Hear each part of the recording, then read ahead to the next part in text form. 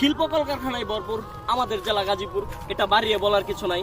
গাজীপুর জেলার ইতিহাসটা আপনাদের মাঝে তুলে ধরতে চাই। 1984 সালে ঢাকা জেলা থেকে বিভক্ত হয়ে গাজীপুর সদর, কালিয়াকৈর, কালীগঞ্জ, কাপাসিয়া ও শ্রীপুর এই 5টি উপজেলা নিয়ে একটি জেলা গঠিত হয়। আগে ছিল বাওয়াল নামে পরিচিত, পরে কোনো এক কুস্তিগির গাজী অথবা ফজলে গাজীর নামকরণ অনুসারে গাজীপুর জেলার নামকরণ করা হয়। 1741 বর্গ কিলোমিটার জায়গা জুড়ে 5টি উপজেলা, 46টি ইউনিয়ন, 1163টি গ্রাম ও 2টি পৌরসভা নিয়ে গাজীপুর জেলা গঠিত হয়েছে। শিক্ষা, শিল্প, সংস্কৃতি এর ভিতরে চলমান রয়েছে। ইসলামিক প্রযুক্তি বিশ্ববিদ্যালয়, জাতীয় বিশ্ববিদ্যালয়, উন্মুক্ত বিশ্ববিদ্যালয়, কৃষি বিশ্ববিদ্যালয়, এমনকি বাওয়াল বদরে আলম সরকারি কলেজ, টঙ্গী কলেজ, গাজীপুর মহিলা কলেজ এর ভিতরেই গড়া। 2176টি শিল্প কলকারখানা নিয়ে গাজীপুর জেলা বাংলাদেশের মধ্যে সেরা। শীতলক্ষা, বংশী, চিলাই, এমনকি টঙ্গীর তুরাগ নদী এর ভিতরেই বয়।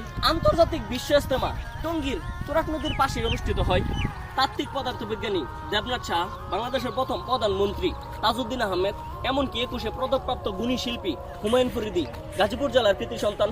তাদের জন্য দিনের পর দিন গাজীপুর জেলার বেড়েছে অনেক সম্মান। বাওয়াল রাজবাড়ি, দান গবেষণা ইনস্টিটিউট, সাফারি পার্ক, এমনকি হুমায়ুন আহমেদের নুহাশপল্লী গাজীপুর জেলার দর্শনীয় স্থান।